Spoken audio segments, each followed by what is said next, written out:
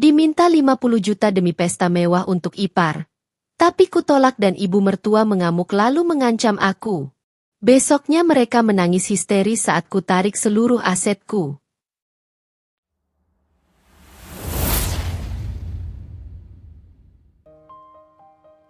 Mona Lisa bangun lebih pagi dari siapapun di rumah itu.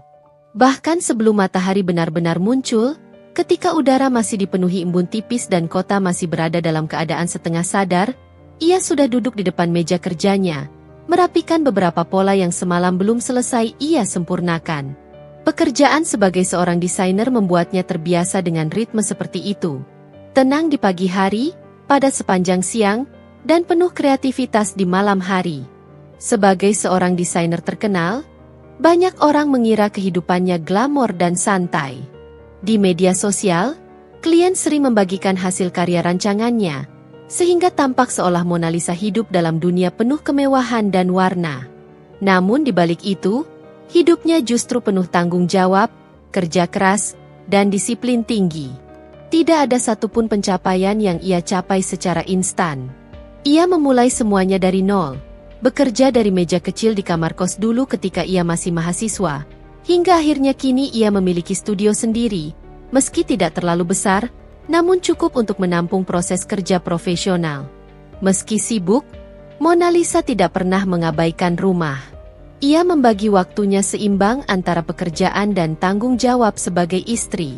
Karena itu, rumah 2 lantai yang ia beli atas namanya sendiri selalu tampak rapi dan tertata. Ia memang tidak pernah memamerkan apapun, namun hasil kerja kerasnya ada di depan mata. Rumah yang nyaman, perabot berkualitas, dan suasana hangat yang ia ciptakan sendiri. Rumah itu sebenarnya cukup luas untuk 2 orang. Namun sejak beberapa tahun terakhir, mereka tidak lagi hanya berdua. Ada satu sosok yang kemudian menambah isi di rumah itu, dan sayangnya, tidak menambah kedamaian. Melanie. Perempuan berusia hampir 30 itu adalah kakak Farhan. Ia datang ke rumah dengan alasan ingin menenangkan diri sementara. Tetapi sementara itu berubah menjadi berbulan-bulan, lalu bertahun-tahun. Tidak ada pekerjaan tetap, tidak ada usaha mencari pekerjaan, tidak ada tanggung jawab apapun. Namun Melanie selalu tampil seolah ia yang memiliki pengaruh paling besar di rumah itu. Sikapnya penuh tuntutan. Seakan dunia harus mengikuti langkahnya. Setiap hari, saat Mona Lisa bekerja keras, Melanie bangun hampir siang. Bunyi langkah kakinya yang berat turun dari lantai atas sering terdengar saat Mona Lisa sedang dalam rapat daring dengan klien. Melanie akan langsung menuju dapur, membuka lemari makanan tanpa rasa sungkan, mengambil apapun yang ia inginkan seolah semuanya miliknya. "Liz, ini kamu ada beli coklat baru lagi, kan? Aku boleh ambil, ya?" Itu bukan pertanyaan. Lebih seperti pemberitahuan bahwa ia sudah mengambilnya. Mona Lisa tidak pernah mempermasalahkan hal kecil seperti itu. Namun ia tahu Melanie tidak hanya mengambil makanan. Ada banyak barang lain yang hilang perlahan. Tas branded yang diberikan klien kepada Mona Lisa sebagai ucapan terima kasih pernah dipakai Melanie untuk acara reuni. Sepatu favorit Mona Lisa pernah ia lihat di unggahan media sosial Melanie. Bahkan parfum mahal Mona Lisa yang jarang ia pakai pun habis dalam waktu tidak wajar. Melanie tidak pernah merasa bersalah. Bahkan sering berkata, "Aku pinjam dulu ya, Liz. Kamu kan banyak. Masa pelit?" Kalimat itu selalu membuat dada Mona Lisa terasa sesak. Ia bukan tipe orang yang mempermasalahkan barang.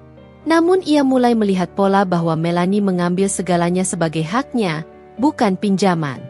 Lalu ada Budiah, ibu mertua Mona Lisa. Perempuan berusia hampir 60 itu memiliki kebiasaan muncul tanpa pemberitahuan terlebih dahulu.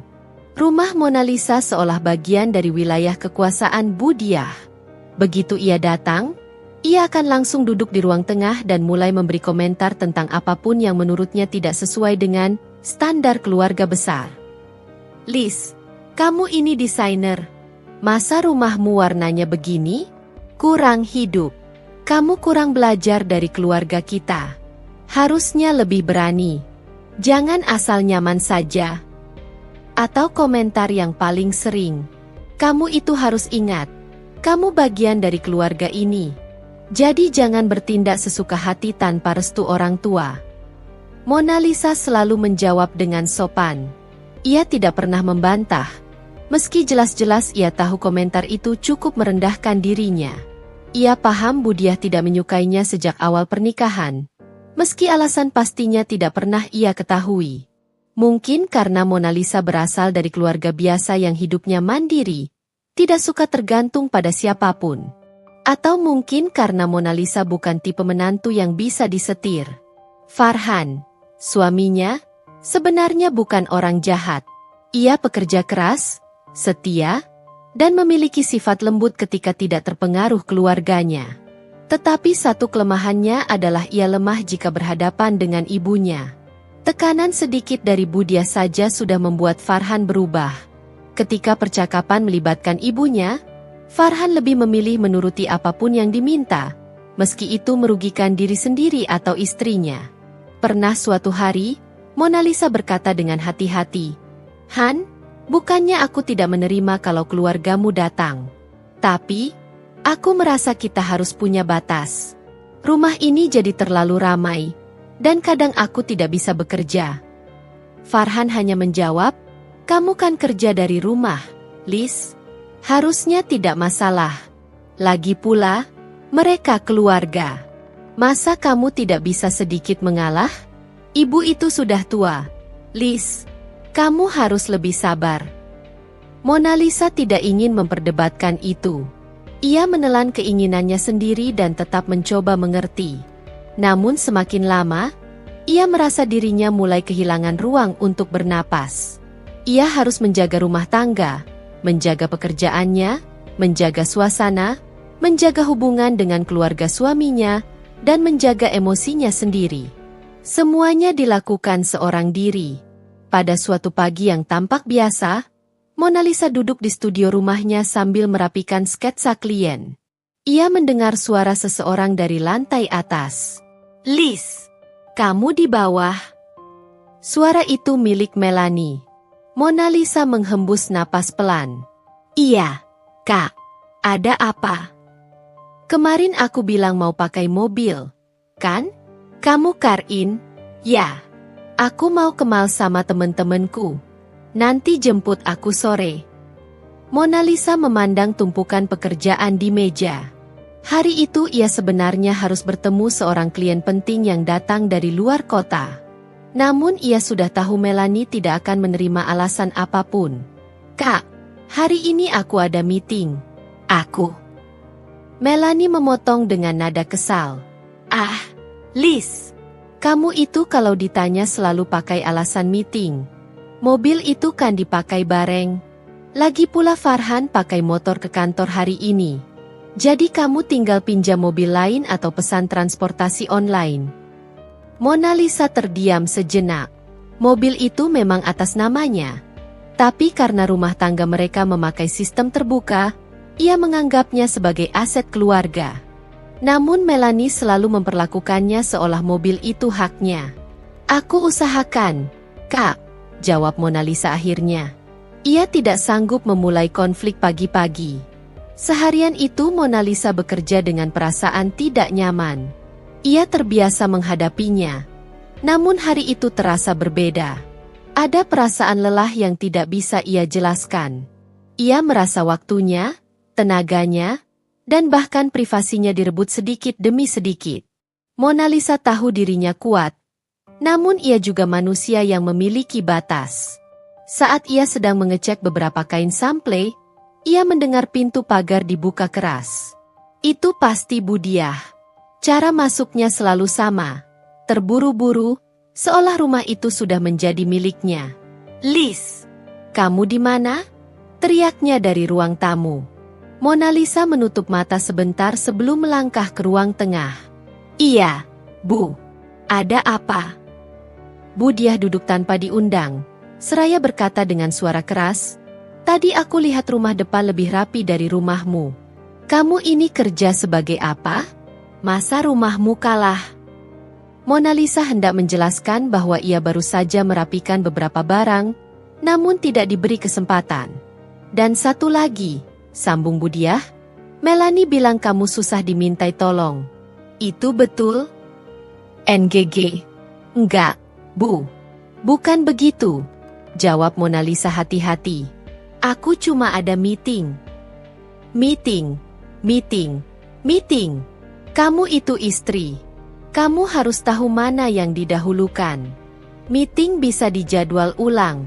Keluarga itu tidak boleh kamu nomor duakan. Kalimat itu seperti pisau kecil yang menekan satu titik hati yang selama ini ia tahan. Namun Mona Lisa tetap tersenyum kecil dan berkata, "Baik, Bu. Saya perhatikan." Tidak ada yang berubah setelah obrolan itu. Justru setiap hari terasa semakin sesak. Di malam hari, Mona Lisa duduk sendirian di ruang kerja. Lampu meja menerangi secari kertas berisi jadwal pekerjaannya bulan ini. Banyak proyek, banyak klien, banyak target. Semua itu membuatnya bangga sekaligus lelah. Ia menatap meja kerjanya, rumahnya, kehidupannya, semua yang ia bangun sendiri. Namun mengapa rasanya ia seperti tidak memegang apapun?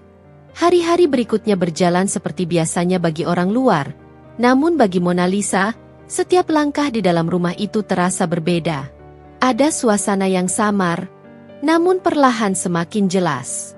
Sebuah tekanan yang tidak tampak mata, tapi terasa oleh hati.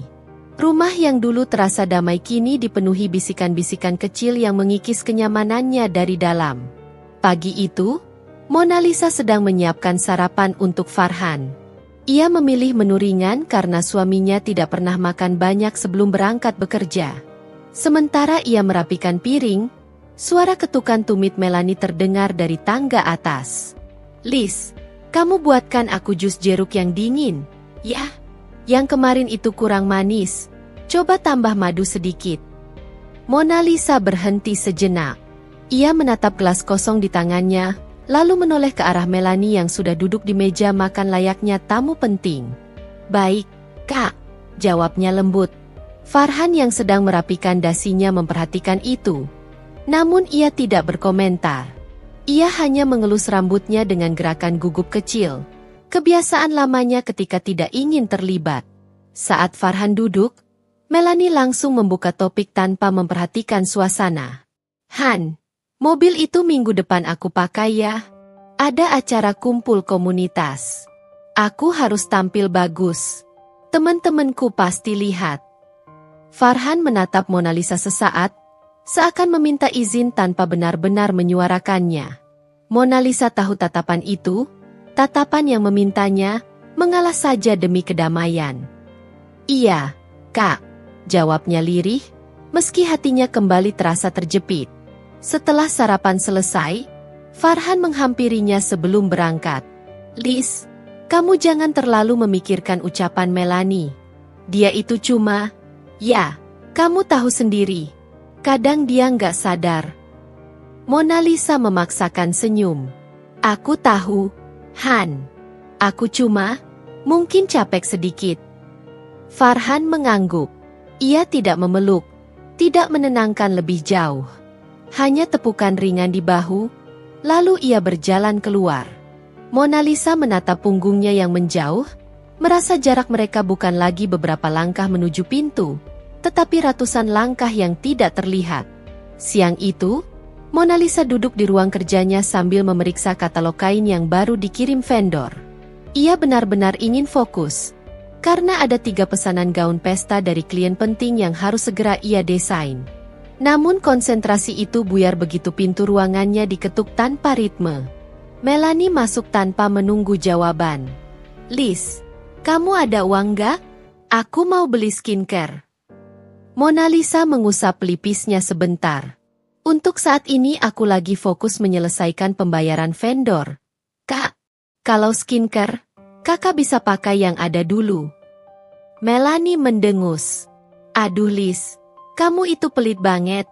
Masa skincare aja disuruh nahan? Kamu kan desainer terkenal. Punya uang banyak. Aku ini kakakmu, masa kamu nggak bisa dikit bantu?" "Aku tidak bilang tidak bisa bantu, Kak. Aku hanya bilang sekarang belum. Ada keperluan bisnis yang harus diselesaikan. Melanie menatapnya lama.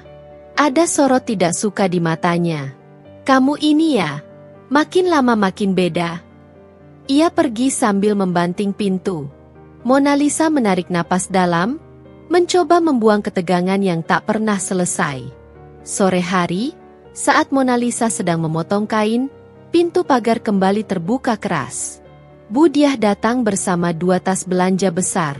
Seperti biasa, tanpa salam, langsung masuk ke dapur. Lis, panggilnya dengan suara keras. Kenapa kamu beli beras yang ini? Ibu nggak suka. Harusnya yang merek biasa saja. Ini terlalu mahal. Buang-buang uang. Mona Lisa datang tergesa. Maaf, Bu. Itu kemarin diskon. Jadi harganya lebih murah dari biasanya. Alasan saja, bentak Bu Diah. Kamu itu kalau belanja harus minta pendapat ibu dulu. Jangan sembarangan. Mona Lisa terdiam. Ia ingin menjelaskan lebih banyak, tapi ia tahu tidak akan didengarkan. Melanie yang duduk di sofa ikut menambahkan, iya, Bu. Mona Lisa tuh belanja suka aneh-aneh. Dia kayaknya sengaja biar kelihatan paling hebat.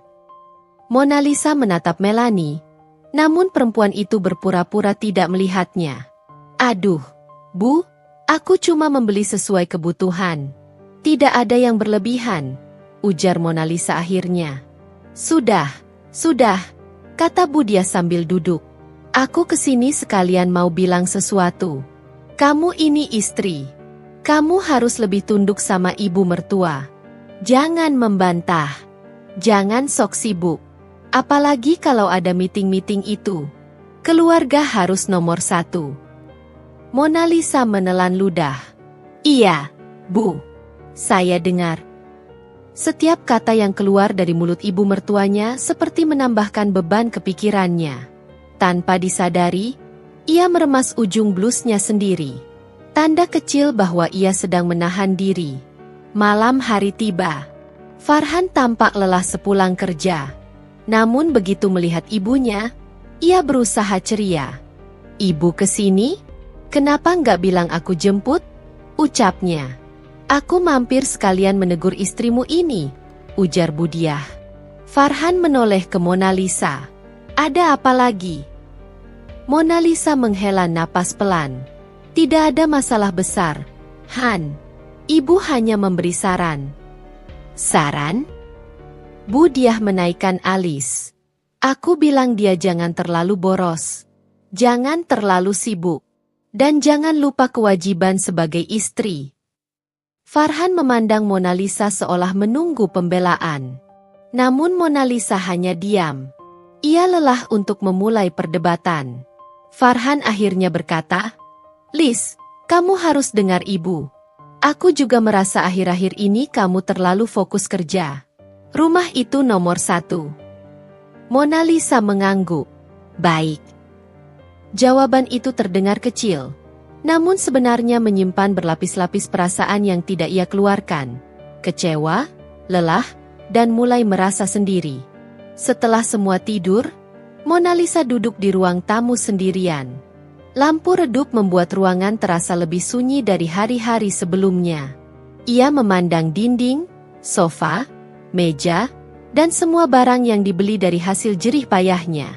Rumah itu seharusnya tempat paling aman bagi jiwa dan pikirannya.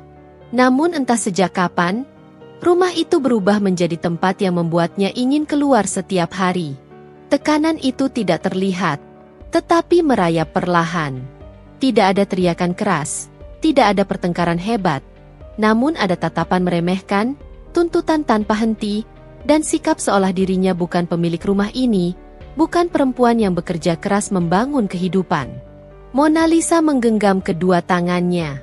Ada getaran kecil di ujung jarinya. Bukan karena takut, tetapi karena hatinya mulai menyadari sesuatu. Batas kesabarannya sedang diuji. Ia menatap pintu kamar yang tertutup. Di baliknya Farhan tertidur tanpa tahu apa yang dipikul istrinya. Tanpa tahu bahwa istrinya perlahan kehilangan tempat untuk mencurahkan keluh kesah. Tanpa tahu bahwa dirinya menjadi satu-satunya penopang dalam rumah yang mulai tidak seimbang. Suasana rumah tampak tenang pada pagi itu, tetapi Mona Lisa tahu bahwa ketenangan semacam ini seringkali hanya berlangsung sebentar. Ia baru saja menyelesaikan sesi call dengan salah satu klien penting yang memesan gaun untuk acara gala. Sambil menutup laptop, ia mengatur napas dan merapikan catatan desain yang berserakan di meja. Langkah kaki turun dari lantai atas terdengar. Melanie muncul dengan pakaian tidur satin berwarna merah muda. Rambutnya digulung seadanya namun tetap dibuat seolah ia baru saja bangun dari tidur seorang sosialita papan atas.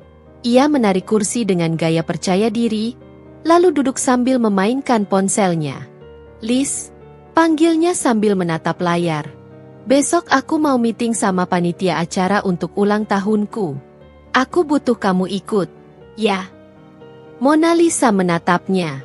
"Meeting di mana, Kak?" "Di hotel bintang 5 itu, yang biasa buat event-event besar," jawab Melanie dengan nada seolah itu hal biasa. Mona Lisa tahu hotel itu. Harga paket acara untuk ulang tahun saja bisa menyamai modal awal butik kecil. Ia tidak langsung menjawab. Hanya menunggu penjelasan lanjutan karena biasanya permintaan Melanie tidak pernah berhenti di situ. Melanie akhirnya menurunkan ponselnya dan memandang Mona Lisa serius. "Liz, aku butuh bantuan kamu untuk pestaku. Ini ulang tahun penting. Aku mau buat acara besar, undang teman-teman lama. Kamu harus ikut membantu mempersiapkan semuanya." Mona Lisa mencoba tersenyum, meskipun ada sedikit rasa berat di dadanya. "Kalau soal bantu persiapan, aku bisa bantu sekadarnya, Kak. Tapi aku ada jadwal kerja juga." Melanie langsung memotong, "Liz, kamu desainer terkenal. Kamu harusnya bisa dong mengatur waktu. Lagian, kamu kan tinggal di rumah ini. Sudah seharusnya kamu bantu keluarga." Mona Lisa tidak membalas. Ia sudah terbiasa dengan kalimat-kalimat yang menempatkannya sebagai sumber tenaga tanpa batas. Namun hari itu, nada Melanie sedikit berbeda. Ada sesuatu yang terasa akan muncul. "Dan benar saja. Aku butuh uang," ujar Melanie akhirnya dengan nada santai namun menyimpan tuntutan. "Cuma 50 juta. Buat DP acara ulang tahun." Mona Lisa tertegun. 50 juta? Buat DP? Ulangnya, memastikan ia tidak salah dengar. "Iya," jawab Melanie dengan nada seolah itu angka kecil. "Liz, kamu kan bisa. Kamu punya kerjaan desain yang bayarannya mahal. Buat kamu ini kan kecil." "Maaf, Kak. Tapi 50 juta bukan angka kecil. Dan lagi, itu ulang tahun." Melanie langsung meninggi nadanya. "Liz, kamu serius? Ini ulang tahun penting. Kamu harusnya bantu dong. Masa kamu pelit sama kakak ipar sendiri?" Mona Lisa tetap berusaha tenang. "Aku bukan pelit, Kak. Tapi aku sedang ada beberapa proyek yang membutuhkan modal. Aku tidak bisa mengeluarkan uang sebesar itu dalam waktu dekat." Melanie memutar bola matanya dengan dramatis. "Astaga, Liz, kamu itu ya, makin lama makin sombong. Baru punya nama sedikit sudah susah dimintai tolong." Mona Lisa mengembuskan napas, mencoba mengendalikan nada suaranya. "Aku tidak sombong, Kak. Aku hanya sedang menjaga keuangan bisnis." Melanie bersandar pada kursi dan bersedekap. "Jadi kamu menolak?" "Aku tidak bisa memenuhi permintaan itu sekarang," jawab Mona Lisa jujur dan tegas. Kalimat itu seperti pemantik api dalam ruangan penuh bensin. Melanie berdiri cepat dan berkata, "Aku lapor ke ibu sekarang." Ia pergi sambil mengacungkan ponsel, seolah menemukan bukti bahwa Mona Lisa adalah manusia paling mengerikan di dunia.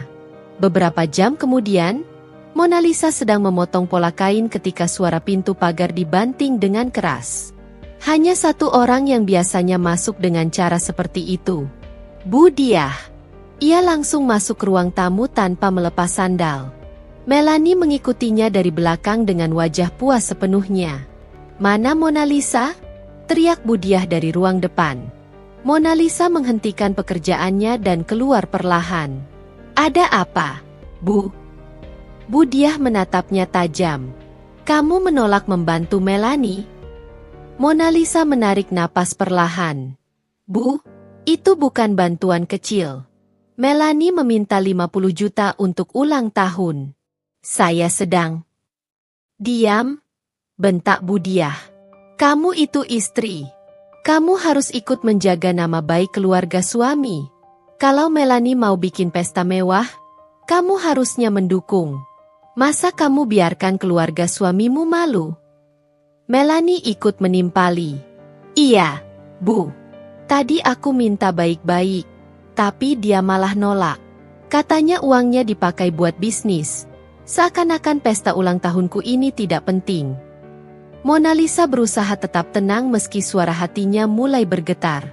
Saya tidak berkata seperti itu, Kak. Saya hanya menjelaskan kondisi saya. Bu Diah melotot. Kamu itu ya, dari dulu aku nggak suka sifatmu. Kamu hanya kelihatan baik di depan suami. Tapi ke keluarga suami, kamu pelit, sombong, dan merasa paling benar. Bu, saya tidak pernah pelit. Saya selalu membantu selama saya mampu. Tapi 50 juta itu, kamu masih berani membantah? Bu Diah menabraknya lagi. Mona Lisa terdiam. Ia menunduk untuk mengendalikan air mata yang mulai menggenang, bukan karena takut, tetapi karena kecewa dengan perlakuan yang selalu sama setiap kali ia mencoba bicara jujur. Melanie semakin berani. Bu, sudah dibilangin dari awal. Mona Lisa itu cuma kelihatannya baik.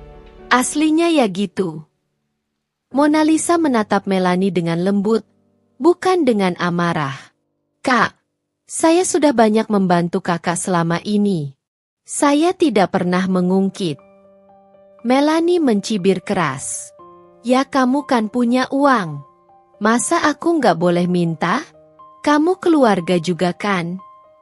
Mona Lisa menggeleng pelan. Saya tidak keberatan membantu. Tapi permintaan 50 juta itu terlalu besar untuk sesuatu yang bukan kebutuhan mendesak. Kamu merendahkan ulang tahunku? Melanie membentak lebih keras. Melanie! Suara Farhan tiba-tiba muncul dari pintu. Ia baru pulang, berdiri kaku melihat situasi yang panas. Apa yang terjadi? Melanie cepat mengambil kesempatan itu. Han, istrimu ini menolak bantu aku. Aku cuma minta 50 juta. Itu pun buat pestaku. Dia bilang itu nggak penting. Farhan menatap Mona Lisa, mencoba memahami. Liz, bener? Mona Lisa menatap suaminya lama sebelum menjawab. Han, permintaan Kak Melanie terlalu besar. Aku bilang aku belum bisa sekarang. Farhan menghela napas berat. Liz, bisa nggak kamu jangan bikin masalah? Ini keluarga. Kalimat itu menusuk begitu dalam.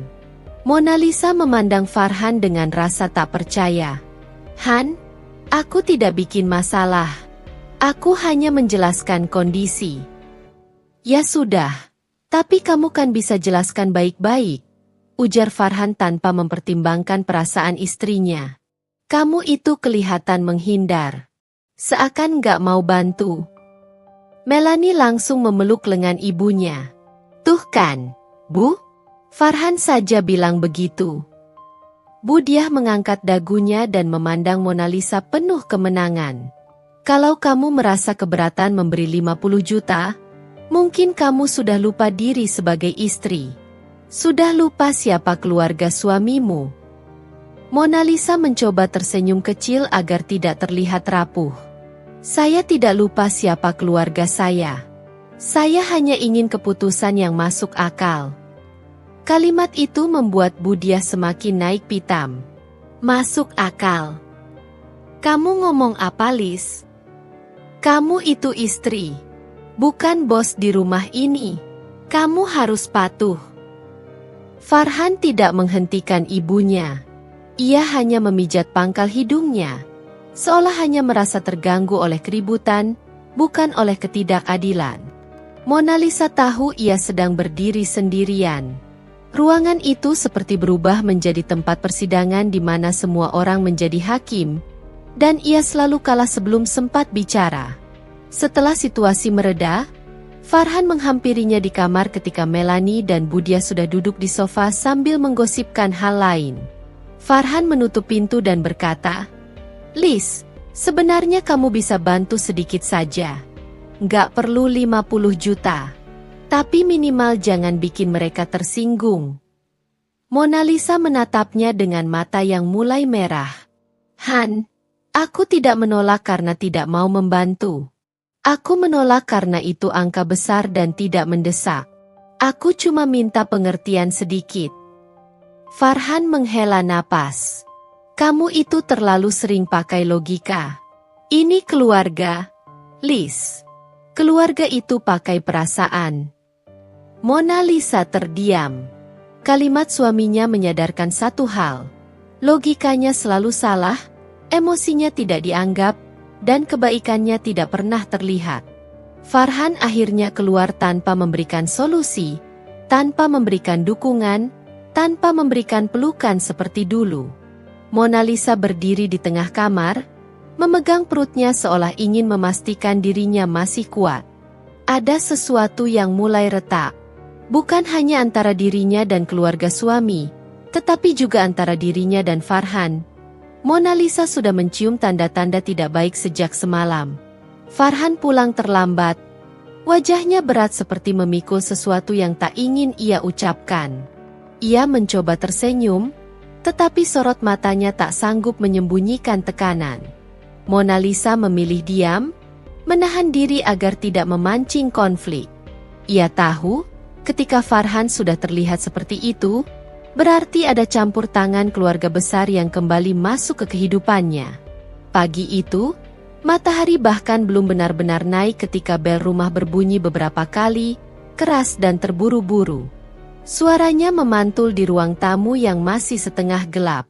Farhan yang baru saja duduk di kursi langsung berdiri dengan wajah pucat. Mona Lisa ikut bangkit, mengira bahwa itu kurir atau tetangga. Namun langkah kaki yang masuk ternyata familiar. Langkah yang terlalu percaya diri, terlalu keras, dan terlalu memasuki wilayah orang lain tanpa permisi. Budia, dengan daster mahal berwarna biru muda, rambut disanggul tinggi, dan tas kecil di tangan, ia melangkah masuk tanpa menunggu dipersilakan. Tanpa salam, tanpa senyum. Bibirnya langsung menekuk seakan ia sudah menyiapkan pertengkaran sejak subuh. "Mana Melanie?" Pertanyaan pertama yang ia lontarkan membuat udara di ruang tamu seperti membeku. Mona Lisa terdiam sejenak sebelum menjawab. "Masih tidur, Bu. Tadi malam pulangnya." "Saya tidak tanya pulangnya jam berapa," potong Budiah tajam. "Saya tanya dia ada di mana." Nada itu selalu membuat Mona Lisa merasa seperti seorang pelayan yang sedang menerima teguran. Farhan hanya menunduk, pura-pura membenarkan kancing bajunya agar tidak terlihat terpaku. "Dia di kamarnya, Bu," jawab Mona Lisa dengan pelan. "Ya bagus. Biar dia tidur. Orang kalau lagi banyak pikiran harus diistirahatkan," ucap Budia sambil duduk di sofa dengan gaya berkuasa. Beda dengan orang yang tidak mau mengerti keluarga sendiri. Kalimat itu ditujukan langsung ke Mona Lisa. Mona Lisa menarik napas perlahan. Ia tahu arah pembicaraan ini. Tanpa menunggu, Budia membuka tasnya dan mengeluarkan amplop. Ia meletakkannya di meja dengan gerakan dramatis, seperti sedang menunjukkan bukti kejahatan. "Kalian ini bagaimana? Masa Melanie mau merayakan ulang tahun besar? Minta bantuan sedikit saja tidak bisa? Memalukan sekali." Mona Lisa memilih diam. Di dalam hatinya ia berusaha mengatur napas agar tetap stabil. "Bu," Farhan mencoba menengahi, "kami bukannya tidak mau bantu, tapi 50 juta itu." "Farhan," suara Budiah meninggi, "kamu ini suami atau apa? Adik sendiri mau merayakan pesta penting, kamu malah hitung-hitungan begitu. Farhan terdiam seperti anak kecil yang baru dimarahi gurunya. Mona Lisa yang melihat itu mencoba bicara, kali ini dengan lembut. Bu, saya juga ingin membantu sebisanya. Tapi permintaan kemarin terlalu besar. Saya sudah jelaskan baik-baik ke Melanie. Tahun ini banyak proyek yang masih antri. Saya juga sedang memutar modal untuk peluncuran koleksi baru. Jadi, untuk nominal sebesar itu, saya belum sanggup. Budiah menoleh pelan, sorot matanya menusuk.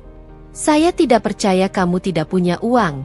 Mona, penghasilanmu itu bukan sedikit. Masa keluargamu sendiri tidak kamu prioritaskan? Mona Lisa menahan diri, memilih untuk tidak menanggapi penggunaan kata keluargamu. Karena selama ini, bagaimanapun perlakuannya, ia tetap berusaha menghormati ibu mertuanya. Bu, saya tidak bilang saya tidak mau membantu, ulangnya. Saya hanya tidak bisa memenuhi jumlah sebesar itu. Budiah mendengus keras. Kalau begitu kamu tidak usah jadi bagian keluarga ini. Orang yang sudah dinikahkan saja masih pelit begitu. Anak saya capek-capek bekerja. Kalian tinggal serumah besar ini pun karena Farhan menurut saya. Tapi giliran keluarga sendiri butuh, kamu malah beralasan. Ucapan itu seperti pisau yang menusuk perlahan. Mona Lisa masih berusaha tenang. Bu, rumah ini hasil tabungan saya sejak sebelum menikah. Katanya hati-hati, tidak bermaksud menyombong, hanya ingin mengoreksi agar tidak disalahkan. Tapi ucapan itu justru meledakkan amarah. Oh, kamu mengungkit. Budiah berdiri, menunjuk wajah Mona Lisa.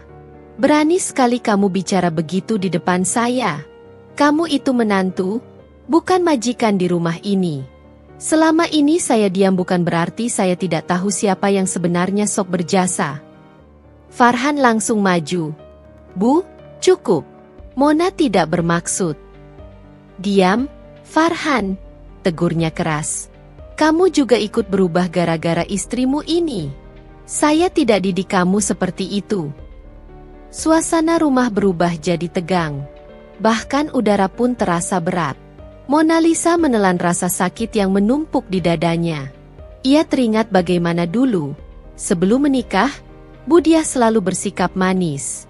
Setelah resmi menjadi menantu, wajah manis itu menghilang dan diganti dengan kontrol yang semakin hari semakin mengekang. Saya beri kamu waktu sampai besok, kata Budiah dengan suara dingin. Besok pagi uang itu harus ada. Serahkan ke saya atau ke Melanie. Kalau tidak...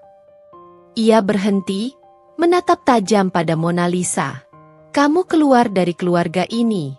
Saya tidak mau punya menantu yang pelit, tidak mau membantu, dan tidak hormat pada mertua.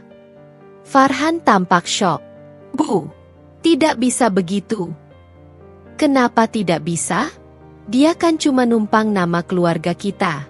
Kalau merasa tidak sanggup ikut aturan keluarga, silakan pergi. Kata pergi, menggema di telinga Mona Lisa. Tidak ada kompromi, tidak ada ruang bicara, tidak ada empati sama sekali. Budiah kemudian mengambil tasnya sambil berkata pelan namun menohok. Keluarga kami tidak butuh orang yang hanya mau menikmati kenyamanan tapi tidak mau memberi balik. Mona Lisa hanya berdiri, memegang lengan kursi agar tidak terlihat gemetar. Budiah melangkah keluar. Ketika pintu ditutup, suara itu terdengar keras dan menyakitkan, seolah menjadi penanda bahwa batas kesabaran telah dilewati. Farhan langsung berjalan cepat menghampiri Mona Lisa. Mona, aku sumpah, aku tidak setuju dengan ibu. Aku juga tidak minta kamu mengeluarkan uang sebanyak itu. Tolong jangan salah paham. Aku. Mona Lisa mengangkat tangan, memberi isyarat agar Farhan berhenti sebentar. Ia menunduk, memejamkan mata, mencoba menguasai diri. Ada rasa marah, ada rasa kecewa, ada rasa tertekan, tapi semuanya bercampur menjadi satu hingga ia sulit mengurai perasaannya. Han, suaranya pelan namun tegas, aku tidak pernah keberatan membantu keluargamu. Tapi membantu dan dipaksa itu berbeda. Farhan terdiam. Dan kalau bantuan berubah jadi tuntutan, lanjut Mona Lisa, itu bukan lagi kekeluargaan. Itu pemanfaatan. Farhan menatap istrinya lama. Ia tahu Mona Lisa benar. Namun ia juga terjebak di tengah dua pihak yang sama-sama ia cintai. Mona Lisa berjalan perlahan ke kamar kerja, meninggalkan Farhan yang masih kaku. Sejak Budiah meninggalkan rumah pagi itu, suasana seperti kehilangan warna. Tidak ada percikan emosi yang meledak-ledak, tetapi justru ketenangan yang membuat dada sesak, seperti sebelum badai besar datang. Mona Lisa menjalani aktivitas sore dengan pikiran yang terus bergerak. Meski tubuhnya tetap terlihat melakukan hal-hal biasa. Ia masih menyiapkan meja makan, masih menyortir pesan dari klien yang meminta revisi desain, masih memeriksa stok kain yang harus dikirim besok pagi. Namun semua itu ia lakukan seperti seorang yang sedang menyusun langkah hati-hati menuju jurang yang tak bisa dihindari. Menjelang maghrib, Farhan pulang lebih cepat dari biasanya. Langkahnya pelan. Seperti tidak yakin apakah ia boleh masuk atau tidak. Ketika melihat Mona Lisa duduk di ruang makan sambil menatap meja yang kosong, ia tahu istrinya sedang memikirkan sesuatu yang berat. "Mona," panggil Farhan pelan. Mona Lisa menoleh, menampilkan senyum tipis yang tidak sampai ke mata. "Kamu pulang cepat." Farhan duduk di depannya. "Aku tidak tenang di kantor." Mona Lisa hanya mengangguk. "Mona, soal tadi pagi," Farhan mulai bicara hati-hati. "Tidak perlu dijelaskan," potong Mona Lisa lembut. "Aku sudah dengar semuanya." "Tapi aku," Farhan tampak gelisah. Tangannya mengusap meja. "Aku tidak pernah setuju dengan ancaman itu. Aku tahu ibu salah bicara. Aku tahu kamu tersinggung." Mona Lisa kembali menatap meja. Seperti sedang berbicara dengan benda mati karena lebih mudah daripada menatap orang yang ia sayangi namun mengecewakan. "Aku bukan tersinggung, Han," ucapnya tenang. "Aku terluka." Farhan berhenti bicara. "Selama ini aku mencoba mengerti keluargamu," lanjutnya. "Aku berusaha menjaga hubungan. Aku berusaha tidak membalas meski sering disindir. Tapi kalau sampai aku diancam keluar dari keluarga karena tidak mau memberi uang sebesar 50 juta, apa itu masih disebut hubungan keluarga?" Farhan menghela napas panjang. "Aku tahu ini tidak adil. Aku tahu kamu merasa tidak dihargai." "Tidak hanya tidak dihargai," Mona Lisa menatap suaminya kini, "tapi dianggap dompet berjalan." Farhan tidak membantah. Sorot matanya menunjukkan bahwa hatinya juga berat menghadapi kenyataan itu. "Aku bingung harus bagaimana," ujarnya jujur. Mona Lisa memahami kebingungan itu. Farhan berada di tengah tekanan yang berbeda dari yang ia alami. Ada ekspektasi dari ibunya, ada luka di hati istrinya, dan di antara dua itu, Farhan terjepit tanpa kemampuan membuat keputusan tegas. "Sore tadi," ucap Mona Lisa perlahan, "aku sempat berpikir, mungkin aku pergi saja beberapa hari." Farhan langsung mengangkat kepala. "Pergi? Kemana?" "Ke apartemen milik kakakku," jawab Mona Lisa. "Bukan untuk kabur. Hanya menenangkan diri dan menghindari pertengkaran yang tidak perlu." Farhan memijit pelipisnya, merasa sesak. "Mona, kalau kamu pergi, ibu akan makin membenci kamu. Dia akan pakai itu sebagai alasan untuk bilang kamu tidak mau memperbaiki keadaan." Mona Lisa mengerti itu. Namun ia juga harus mempertimbangkan kesehatan mentalnya sendiri. "Aku butuh ruang, Han," katanya. "Aku tidak ingin mengambil keputusan besar dalam keadaan emosi yang berantakan." Farhan menunduk. "Aku mengerti." Mona Lisa mengambil napas panjang. "Tapi aku belum memutuskan. Aku ingin berpikir dengan kepala dingin." Suasana hening. Namun bukan hening kosong. Ada banyak hal yang bergerak di dalam pikiran mereka masing-masing. Tak lama kemudian suara langkah turun dari lantai atas terdengar. Melanie, dengan baju tidur mahal yang entah dibeli dari mana, Masih mengantuk tapi sudah sibuk menggenggam ponselnya. Ia melirik keduanya tanpa ragu berkata, "Kak Mona, besok jangan bikin ibu emosi lagi ya. Soalnya aku sudah undang teman-teman buat pesta. Jadi tolong jangan bikin drama lagi." Farhan memejamkan mata sebentar. Frustasi. Mona Lisa tetap diam, mencoba menahan agar suasana tidak berubah jadi pertengkaran terbuka. "Andaikan kakak mau bantu, semua ini selesai," tambah Melanie sambil duduk di sofa. "Aku kan cuma minta 50, bukan 500. Mona Lisa merasa dadanya panas, namun tetap menahan diri. "Melanie, tolong pahami kondisiku.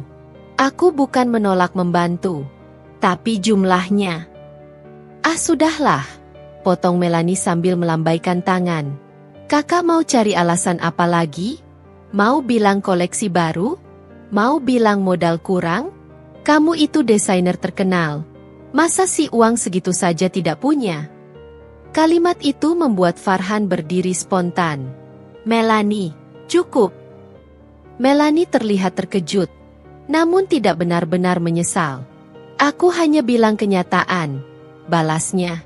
"Kalau kakak benar-benar peduli sama keluarga ini, harusnya kakak bantu.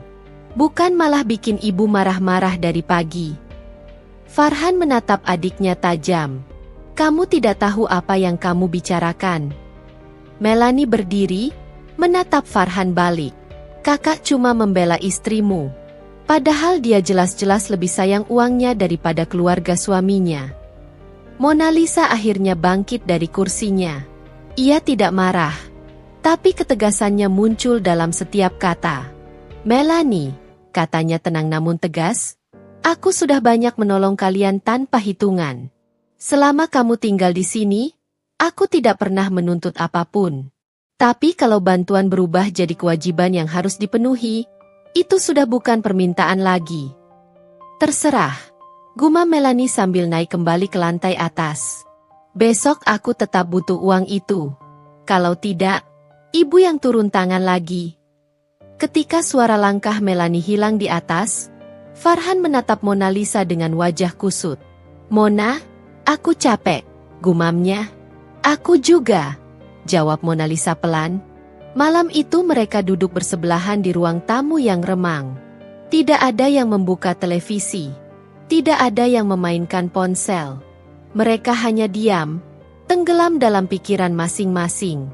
Hingga akhirnya Mona Lisa berdiri dan berkata, "Aku ingin lihat sesuatu di kamar kerja." Farhan mengangguk. Meski ia tidak tahu apa yang akan dilakukan istrinya. Di kamar kerja, Mona Lisa membuka lemari berkas perlahan. Ia mengeluarkan satu map tebal berisi dokumen kepemilikan aset, rumah, kendaraan, saham kecil di 2 butik, dan deposito. Ia menatap map itu lama. Setiap lembar kertas bukan hanya angka atau aset, tapi hasil jerih payah bertahun-tahun. Hasil begadang, lembur, kerja keras sejak masa ia belum dikenal siapapun. Dan sekarang, ada orang-orang yang merasa berhak mengatur penggunaannya. Tangannya meremas map itu kuat-kuat. "Jika aku menyerah hari ini, semua akan terulang lagi," pikirnya. "Kalau aku menuruti tekanan mereka, tidak akan ada akhir." Ia menutup mata sejenak, kemudian membuka kembali dengan pandangan yang lebih tegas. Malam itu, keputusan besar mulai terbentuk dalam hatinya. Bukan keputusan yang muncul karena emosi sesaat, tetapi karena kesadaran bahwa ketidakadilan tidak bisa dibiarkan terus-menerus. Ketika ia kembali ke ruang tamu, Farhan menatapnya khawatir. "Kamu memikirkan sesuatu?" tanyanya pelan. Mona Lisa duduk di sampingnya. "Aku sudah mempertimbangkan semuanya hari ini." Farhan menelan ludah. "Dan aku akan membuat keputusan besok pagi," ucap Mona Lisa mantap. "Keputusan yang tidak bisa ditarik kembali." Farhan memandang istrinya lama, mencoba membaca isyarat di balik kalimat itu. Namun Mona Lisa menutup pembicaraan dengan senyum kecil yang tidak mengandung kebahagiaan, tetapi berisi tekad. Pagi datang dengan cahaya yang masuk perlahan dari celah gorden. Mona Lisa membuka mata lebih cepat dari biasanya. Ia tidak terbangun karena alarm, bukan juga karena suara siapapun. Ia terbangun karena pikiran yang telah matang sejak malam sebelumnya. Hatinya lebih tenang dibanding malam sebelumnya, tetapi bukan tenang kosong. Ada ketegasan yang tumbuh di dalam dirinya, seperti batu besar yang akhirnya menemukan tempat berdiri. Ia duduk di tepi ranjang, menatap lantai beberapa saat sebelum akhirnya menarik napas panjang. Di lantai atas, terdengar suara Melanie berjalan mondar-mandir sambil mengoceh di telepon, mungkin membicarakan pesta yang ingin dia adakan. Sesekali terdengar tawa keras yang sengaja dibesarkan. Mona Lisa tahu suara itu ditujukan untuk menyindirnya, seolah-olah mengatakan bahwa pesta mewah itu sudah pasti terjadi, dan ia hanya perlu mengalah demi ketenangan keluarga. Mona Lisa turun ke lantai bawah, menyiapkan sarapan sederhana hanya untuk dirinya dan Farhan. Ia tidak menyiapkan apapun untuk Melanie, karena mulai hari itu ia berhenti bersikap mengorbankan diri. Farhan turun sekitar setengah jam kemudian. Rambutnya masih berantakan, wajahnya menunjukkan ia sulit tidur semalaman.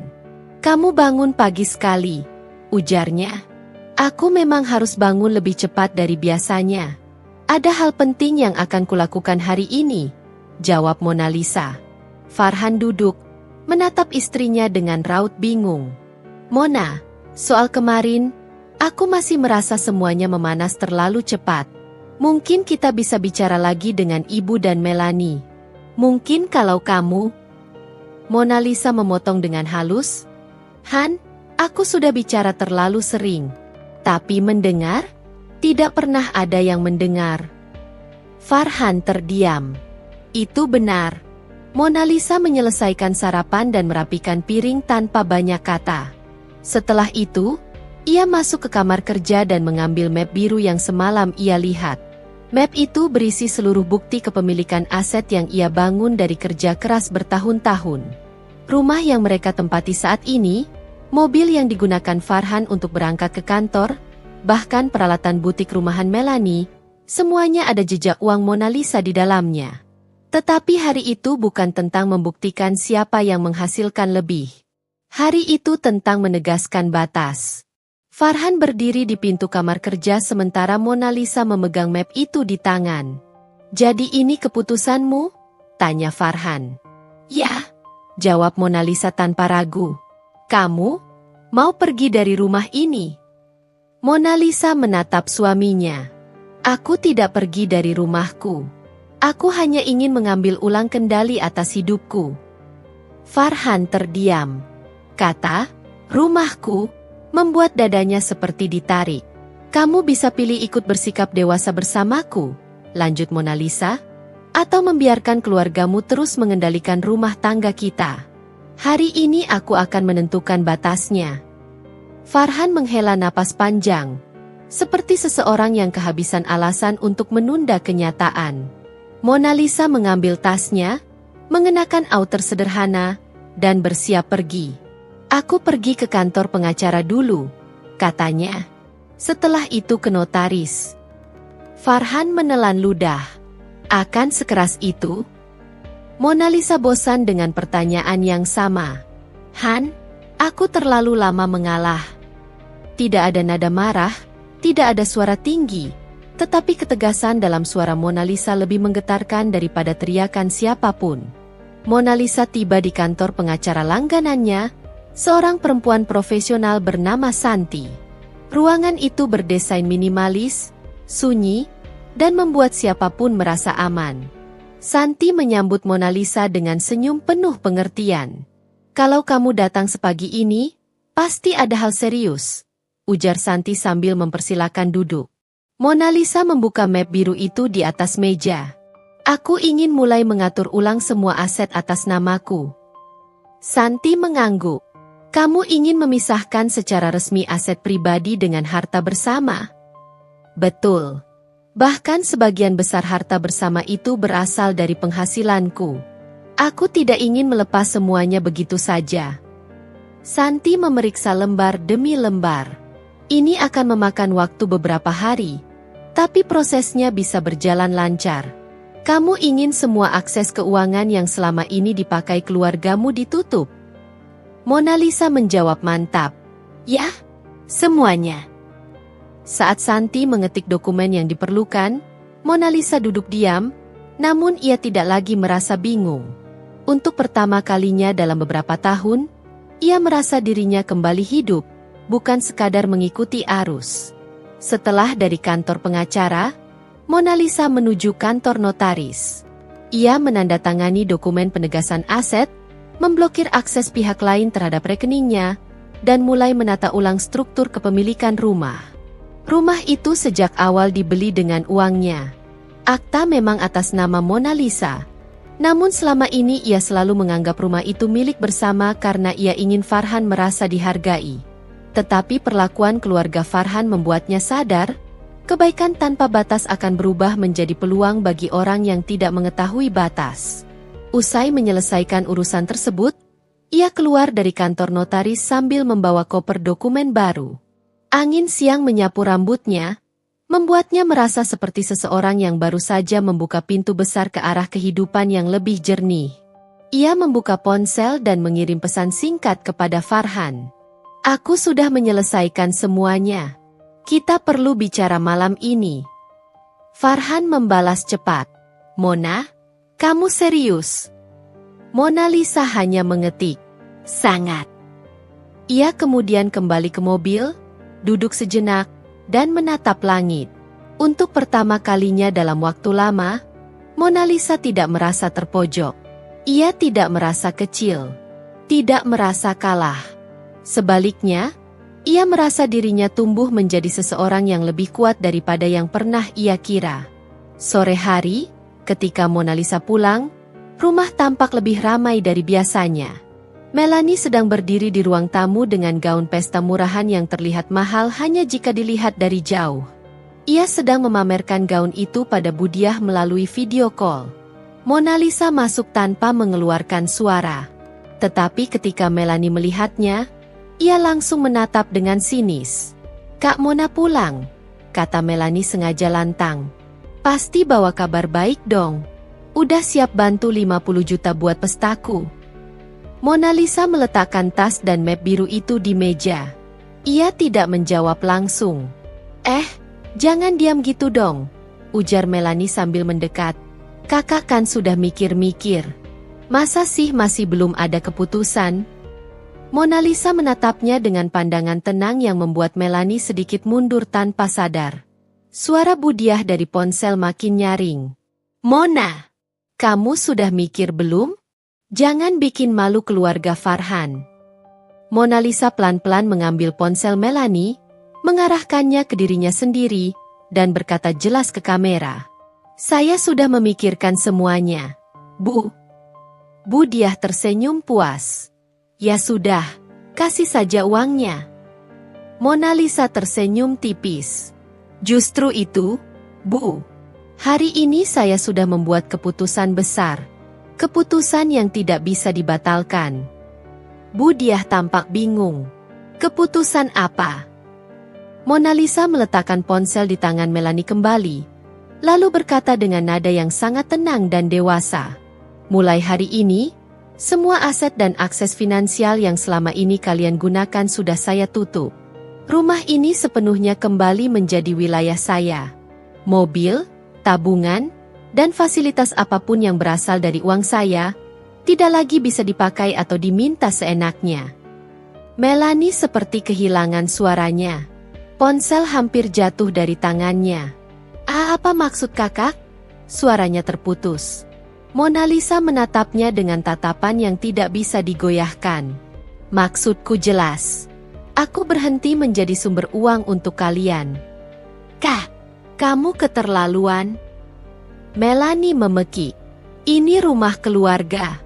Ini tanggung jawab bersama. Rumah ini atas nama siapa? Tanya Mona Lisa datar. Melanie terdiam. Ia tahu jawabannya. Budiah di dalam video tampak memerah. Mona, kamu tidak bisa seenaknya begitu. Mona Lisa menjawab, selama bertahun-tahun, saya diam dan mengalah. Tapi ancaman kemarin cukup menjadi batas terakhir. Melanie mulai gemetar. Terus, pestaku gimana? Itu urusanmu, jawab Mona Lisa tegas. Farhan akhirnya turun dari lantai atas, mendengar semuanya. Wajahnya kelihatan syok, tetapi tidak bisa membantah bahwa Mona Lisa berhak melakukan semua itu. Melanie menjatuhkan pantatnya ke sofa sambil memegang kepala. Aku bisa mati berdiri. Mona Lisa berdiri tegak di tengah ruang tamu seperti seorang yang baru naik ke tempat tertinggi dalam hidupnya. Bukan karena uang, bukan karena menang debat, tapi karena akhirnya ia menghormati dirinya sendiri. Mona Lisa bangun lebih pagi dari biasanya. Kepalanya masih terasa berat karena semalam ia memikirkan banyak hal. Namun ada satu hal yang membuat langkahnya pagi itu terasa lebih tegas. Ia tidak lagi ingin menjalani hari sebagai perempuan yang terus menerima perlakuan tidak adil dari keluarga suaminya. Ia duduk di meja rias, merapikan rambut, lalu menatap bayangannya. Ada sesuatu yang baru dalam tatapan itu. Sesuatu yang dulu hilang karena kelelahan, ketegasan. Pagi itu rumah terasa lebih hening daripada biasanya. Melanie belum bangun. Mungkin masih terlelap setelah semalaman bermain ponsel sampai hampir subuh. Budiah juga belum terlihat. Farhan sedang mandi, bersiap berangkat kerja seperti biasa. Tidak ada yang menyadari bahwa hari ini Mona Lisa mulai menjalankan langkah pertamanya. Ia turun ke ruang tamu sambil membawa laptop. Di meja makan ia menyiapkan secangkir kopi. Tangannya bergerak cepat membuka file laporan keuangan pribadinya yang selama ini ia simpan rapat. Ada banyak tab, proyek desain, pemasukan klien luar negeri, royalti, simpanan saham, hingga pembelian aset rumah. Semua tercatat rapi. Dan satu hal yang kini membuat dadanya terasa sesak. Semua itu tidak pernah dihargai oleh orang-orang yang tinggal satu atap dengannya. Farhan turun beberapa saat kemudian. Ia mengenakan kemeja biru muda yang sudah disetrika dengan rapi oleh Mona Lisa tadi malam. Tanpa basa-basi, ia langsung duduk, membuka ponsel, lalu berkata lirih, "Nanti aku pulang malam. Banyak kerjaan." Mona Lisa mengangkat wajah. "Farhan, kita perlu bicara sebentar." Farhan mendongak, sedikit terkejut. Mona Lisa bukan tipe yang sering meminta waktu khusus. Tentang apa? Ia menutup laptop perlahan. Tentang semua yang terjadi di rumah ini. Farhan mulai terlihat gelisah. "Sayang, jangan pagi-pagi begini. Aku sudah telat." "Ini penting," potong Mona Lisa dengan suara lembut tapi tegas. "Aku hanya butuh beberapa menit." Farhan menghela napas. "Baik, tapi cepat ya." Mona Lisa menatap mata suaminya. "Aku sudah terlalu sering diam. Terlalu sering mengalah. Tapi apa yang terjadi kemarin? Ketika ibumu memintaku memilih antara memberi uang atau keluar dari keluarga ini, itu sudah melewati batas. Aku tidak bisa lagi pura-pura tidak apa-apa." Farhan langsung mengangkat tangan. "Mona Lisa, kamu tahu mama cuma emosional. Jangan dibesar-besarkan." "Aku bukan membesar-besarkan, Farhan. Aku hanya ingin kamu mendengarkan. Selama ini aku bekerja keras, bukan untuk dipaksa membiayai kemewahan orang lain." Farhan memejamkan mata, lalu membuka lagi. "Aku tahu kamu capek, tapi tolong pahami mama. Dia memang begitu orangnya. Kamu tinggal sesuaikan saja." "Jadi aku yang harus menyesuaikan?" Suara Mona Lisa sedikit bergetar, tapi bukan karena sedih. Ia sedang menahan diri agar tidak meledak. "Aku yang harus menurut meski mereka menghina dan membentakku? Aku yang harus bayar ini dan itu supaya tidak ada ribut?" Farhan tidak menjawab. Ia lebih memilih menatap layar ponselnya, seakan berharap ada pesan masuk yang bisa menyelamatkannya dari percakapan ini. "Aku tidak akan menyerahkan uang 50 juta itu," lanjut Mona Lisa. "Tidak sekarang, tidak besok, tidak kapanpun. Dan aku ingin kamu tahu bahwa aku tidak menyesal menolaknya." Farhan akhirnya menatap istrinya. "Aku sudah bilang pada mama kalau kamu belum bisa bantu. Tapi kamu harus tahu, Mama kecewa. Mona Lisa mengernyit. Mama kecewa karena aku tidak mau membiayai pesta ulang tahun mewah? Farhan, kita ini keluarga atau bank berjalan? Farhan membuka mulut ingin membalas. Namun ia menutupnya lagi. Sepertinya tidak ada jawaban yang bisa membuat istrinya berhenti. Mona Lisa menegakkan punggung. Mulai hari ini, aku akan mengatur ulang semuanya. Termasuk soal aset yang selama ini aku biarkan bebas dipakai siapapun. Rumah ini, mobilku, biaya listrik, biaya makan, semuanya aku yang menanggung. Dan aku tidak masalah bila selama ini aku harus melakukannya, asal dihargai. Farhan menelan ludah. Maksud kamu apa? Maksudku. Mona Lisa berhenti sejenak agar kata-katanya jelas. Aku akan menarik semua akses dari aset pribadiku. Semua yang atas namaku akan kembali kuatur sesuai porsinya. Farhan langsung terduduk kaku. Jadi kamu mau bilang, kamu akan membatasi keluargaku? Aku hanya membatasi hal yang tidak seharusnya mereka pakai seenaknya. Farhan berdiri. Ini rumah kita bersama. Masa kamu? Rumah ini dibeli dari uangku, balas Mona Lisa tanpa meninggikan suara. Dan kamu tahu itu. Farhan terdiam. Ia pernah lupa. Tapi ia tahu Mona Lisa berkata benar. Rumah ini dibeli 3 tahun lalu dari proyek besar pertama yang membuat nama Mona Lisa menjadi sorotan internasional. Suasana hening beberapa detik sebelum Farhan berkata, "Nanti kita bahas lagi malam, aku benar-benar harus pergi kerja." Mona Lisa mengangguk. Silakan. Farhan pergi dengan langkah terburu-buru, meninggalkan aroma parfum yang biasa ia pakai. Mona Lisa menghela napas panjang setelah pintu tertutup. Ia tahu perbincangan itu hanya permulaan dari sesuatu yang lebih besar. Tapi ia tidak takut. Tidak lama kemudian langkah kaki terdengar dari lantai atas. Melanie turun dengan rambut acak-acakan, mengenakan piyama mahal pemberian Mona Lisa. Ia menguap keras, lalu mengedipkan mata melihat Mona Lisa duduk di ruang makan. "Mon, ada sarapan nggak?" Tanyanya tanpa rasa sungkan sedikit pun. "Sarapan ada di meja," jawab Mona Lisa datar. Melanie berjalan ke dapur, mengambil roti, lalu duduk sambil memainkan ponsel. "Kak, aku mau bilang, soal uang 50 juta itu, aku sebenarnya butuh cepat. Jadi tolong banget ya. Aku harus DP gedung ulang tahun hari ini supaya nggak keambil orang." Mona Lisa menatap Melanie dengan tenang. "Aku tidak memberikan uang itu." Melanie berhenti mengunyah. "Apa?" "Aku tidak memberikan uang itu," ulang Mona Lisa dengan jelas.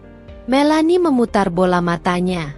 "Mona, aku nggak minta uang buat foya-foya. Ini ulang tahun penting.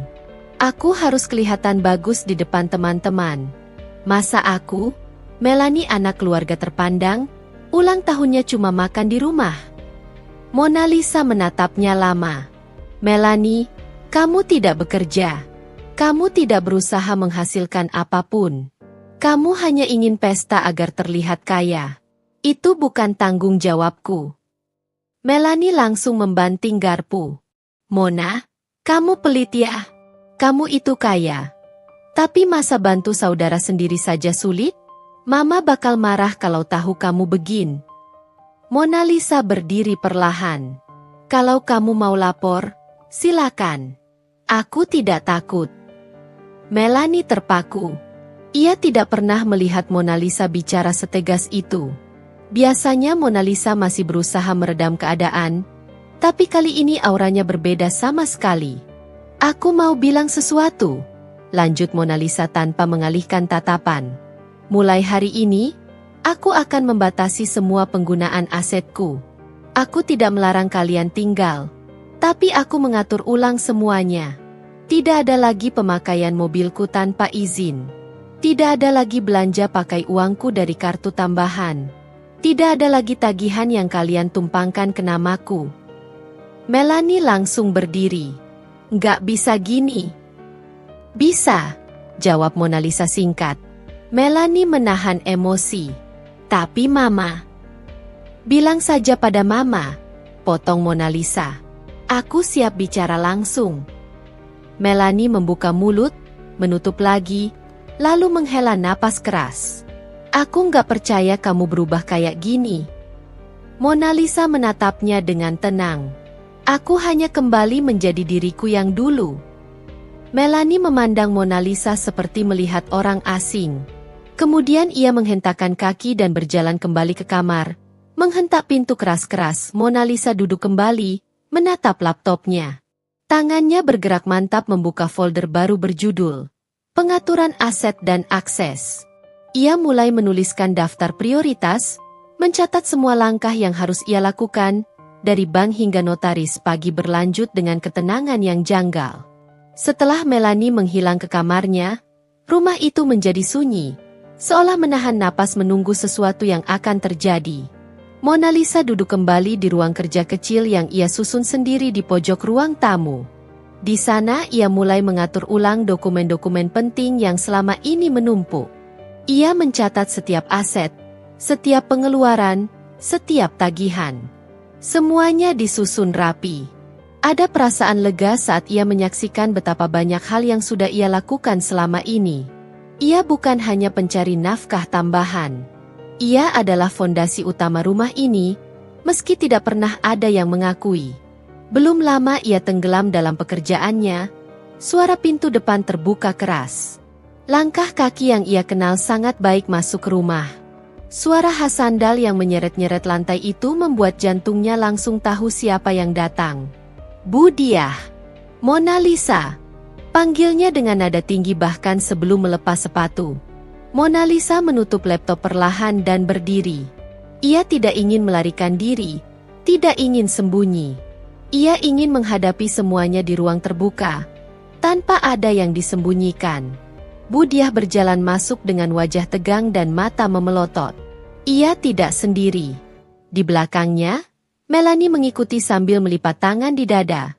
Rautnya penuh kemenangan seolah baru saja memenangkan pertarungan. Kamu, tunjuk Bu Diah lurus ke arah Mona Lisa. Apa ini? Kenapa Melanie bilang kamu mau menghentikan semua akses? Kamu benar-benar sudah keterlaluan. Suara lantang itu memantul di dinding rumah. Mona Lisa mengatur napas. Bu, saya tidak menghentikan semua. Saya hanya mengatur ulang. Selama ini saya... Diam dulu, potong Bu Diah. Kamu itu menantu, bukan majikan. Kamu harus tahu diri. Mona Lisa menutup mulut, menunggu. Ia tidak mau emosinya meledak duluan. Bu Diah berjalan mendekat, matanya menyipit. Saya sudah sabar sama kamu selama ini. Tapi kok makin kesini makin berani juga. Mona Lisa, kamu jangan lupa diri. Kamu tinggal di keluarga ini karena anak saya mengizinkan. Melanie mengangguk cepat. Iya, Kak. Mama benar. Kamu tuh jadi besar karena Farhan. Kalau bukan karena dia, kamu nggak akan punya nama. Mona Lisa merasakan dadanya menghangat. Ada banyak hal yang ingin ia jawab, tapi ia tetap menahan diri. Pilih kata dengan benar, pikirnya. Jangan terbawa emosi mereka. Bu, ucap Mona Lisa perlahan, rumah ini saya yang beli. Mobil juga saya. Semua pengeluaran rumah selama ini saya yang menanggung. Saya bukan ingin pamer. Saya cuma ingin Bu memahami bahwa saya sudah melakukan lebih dari sekadar tahu diri. Bu Diah langsung menunjuk wajah Mona Lisa.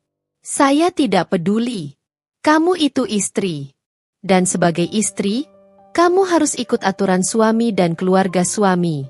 Kalau Melanie mau pakai mobilmu, harusnya kamu izinkan. Kalau kami makan pakai uangmu, itu wajar. Kamu bagian dari keluarga. Jadi keluarga berarti saya harus membiayai semuanya sendirian? Tanya Mona Lisa dengan nada tetap lembut. Kalau kamu mampu, kenapa tidak? Bentakan Bu Diah memecah udara. Perkataan itu seperti menampar. Mona Lisa akhirnya menemukan titik yang membuat dadanya terasa lebih dingin daripada sebelumnya. Kata-kata itu mengonfirmasi semua dugaan yang selama ini ia tahan-tahan. Melanie maju setengah langkah. Intinya, "Kak, kamu jangan sok atur-atur. Pesta ulang tahunku itu penting. Dan kamu sebagai kakak ipar harus bantu." Mona Lisa menatap Melanie.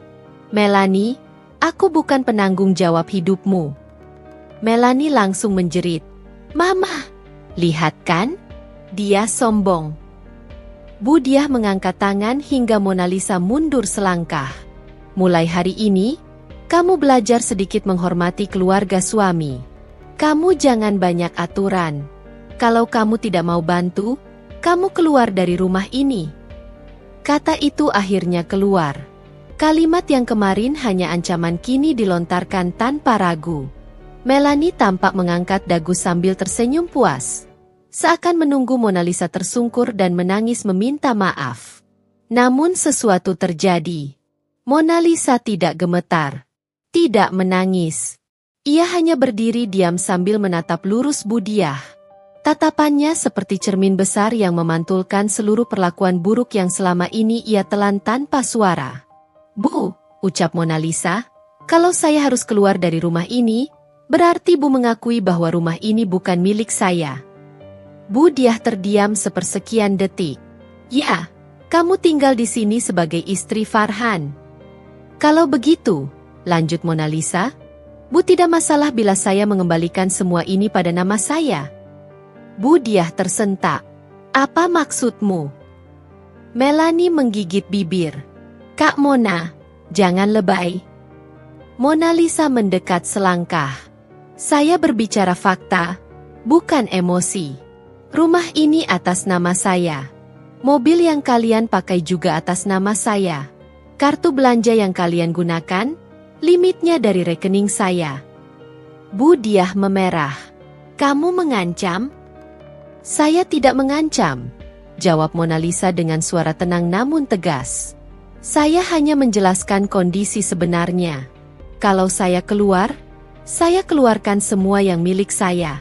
Termasuk kalian dari rumah ini." Melanie ternganga. "Apa?" Mona Lisa memalingkan wajah ke arah Budiah. "Jadi, Bu ingin saya tetap tinggal sebagai bagian keluarga, atau Bu ingin saya pergi beserta semua milik saya?" Pertanyaan itu menggantung di udara, terasa menekan, membuat ruangan terasa lebih kecil. Budiah tampak benar-benar tidak siap dengan keadaan di mana Mona Lisa tidak menangis atau memohon. Baginya menantu ideal adalah menantu yang diam, mengangguk, dan mengikuti semua perintah. "Mona Lisa, kamu jangan memutarbalikkan keadaan," katanya setelah beberapa detik. "Melanie cuma mau merayakan ulang tahun. Apa susahnya?" "Susah," jawab Mona Lisa singkat. "Karena itu bukan tanggung jawab saya." Melanie menginjak lantai keras-keras. "Kak, kamu keterlaluan." Mona Lisa mengangkat tangan kecil. "Aku punya pekerjaan, tanggung jawab, klien, dan hidupku sendiri. Aku bukan dompet keluarga Farhan." Budiah menatap menantunya seperti melihat orang asing. "Saya benar-benar tidak menyangka kamu akan jadi seperti ini." "Tidak," jawab Mona Lisa lembut. "Bu hanya tidak pernah mau melihat siapa saya sebenarnya." Untuk sesaat, Budiah kehabisan kata. Melanie ingin berbicara, tetapi ia hanya membuang napas kesal karena semua argumennya sudah terpukul oleh satu kenyataan. Mereka tidak punya kuasa apapun atas harta Mona Lisa. Mona Lisa mengambil langkah mundur. "Kalau Bu sudah selesai bicara, saya mau kembali bekerja. Saya ada deadline proyek." Melanie bersuara pelan. "Kak, ini belum selesai." "Benar," balas Mona Lisa. "Ini baru mulai." Budiah menatap Mona Lisa tajam. Namun ada ketidakpastian di matanya. Sementara Melanie menatap Mona Lisa dengan emosi yang tidak disembunyikan. Mereka berdua lalu keluar rumah sambil membanting pintu. Suara keras itu tidak lagi membuat Mona Lisa mengecilkan diri. Justru ia menarik napas lega. Malam turun perlahan, membawa keheningan yang tidak seperti biasanya. Lampu-lampu di rumah itu sudah menyala. Namun suasana terasa kosong. Tidak ada suara tawa keras Melanie seperti biasanya. Tidak ada ocehan Budiah yang berputar-putar, dan tidak ada langkah kaki sembarangan di ruang tamu. Semuanya seperti berubah begitu cepat sejak percakapan siang tadi. Mona Lisa baru selesai mandi dan kini duduk di pinggir tempat tidur sambil mengeringkan rambutnya. Sinar lampu lembut jatuh ke wajahnya, memperlihatkan guratan letih tetapi juga ketegasan yang tidak pernah muncul sebelumnya. Ia menunggu Farhan pulang, dan ia tahu malam ini akan panjang. Pukul 9 lewat sedikit, suara pintu depan terbuka. Langkah Farhan terdengar terburu-buru, seolah ia masuk dengan pikiran penuh. Mona Lisa tidak bergerak dari tempatnya. Ia hanya menunggu. "Mona Lisa!" seru Farhan dari ruang tamu. Suaranya tidak marah, tetapi jelas tegang. "Kamu di mana?" "Di kamar," jawab Mona Lisa tenang. Farhan masuk beberapa saat kemudian. Wajahnya terlihat letih dan gelisah. Ia masih memakai seragam kerja, dasinya melonggar, rambutnya sedikit berantakan. Dari cara ia menatap, Mona Lisa tahu ia sudah mendengar semuanya dari ibunya. "Ada apa Bu sama Melanie tadi cerita seperti itu?" Farhan langsung bertanya tanpa duduk dulu.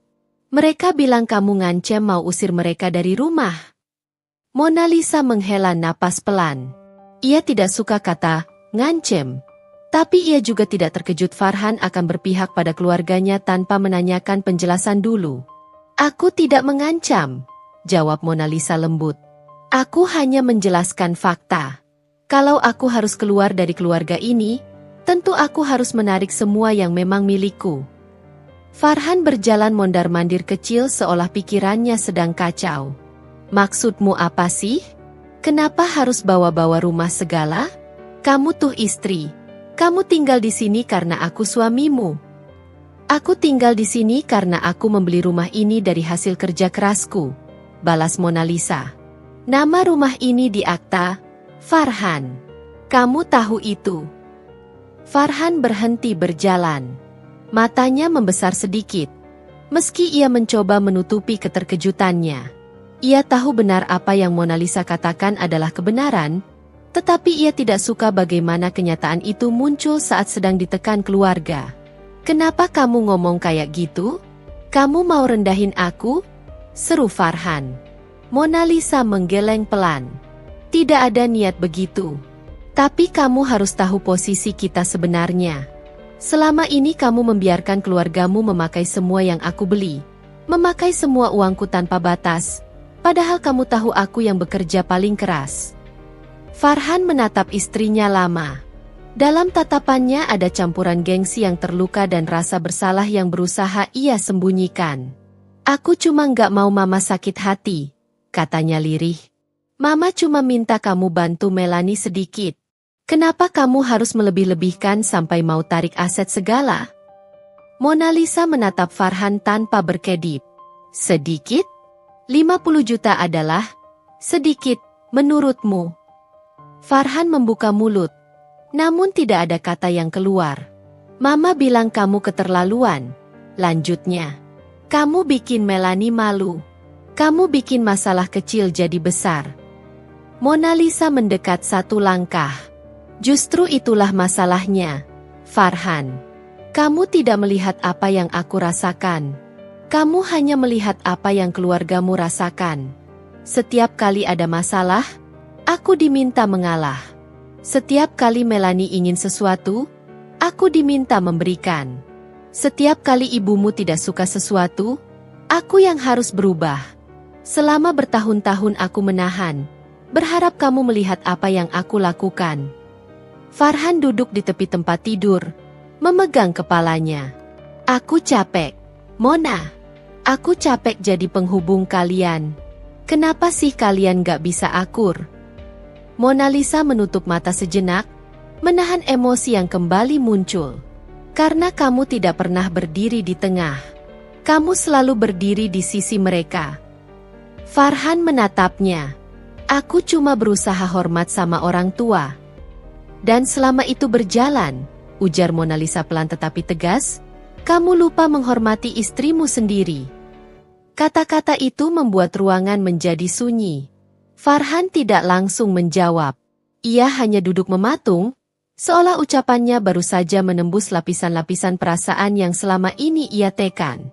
Mona Lisa melanjutkan, "Aku tidak meminta kamu memilih aku atau keluargamu. Aku hanya ingin kamu adil. Dan aku ingin kamu berhenti menyalahkan aku setiap kali mereka bertindak seenaknya." Farhan berdiri, kini terlihat sedikit lebih tenang. "Terus apa maksudmu dengan narik aset? Kamu mau apa sebenarnya?" Mona Lisa mengambil beberapa dokumen dari laci. Ia tidak memberikan semuanya, hanya menunjukkan sebagian. Bukti transfer, kwitansi pembelian rumah, rincian pembayaran mobil, dan rincian tabungan. "Aku mau kita mulai menata semuanya lagi," ucapnya.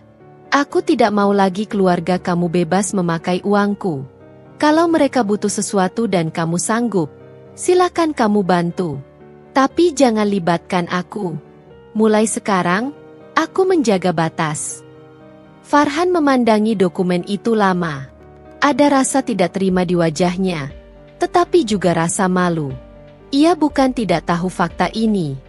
Ia hanya selama ini berpura-pura lupa karena semua berjalan nyaman baginya. "Kamu mau semua kembali sesuai porsinya?" tanya Farhan akhirnya. "Ya," jawab Mona Lisa. "Termasuk porsiku sebagai istri. Aku ingin dihargai, bukan dimanfaatkan." Farhan mengambil napas panjang, lalu duduk kembali. "Mama pasti marah besar kalau tahu." Mona Lisa menatapnya dalam. "Aku bukan masalah bagi mamamu. Aku hanya bukan dompet mereka lagi." Farhan terdiam. Suasana menjadi berat tetapi jujur.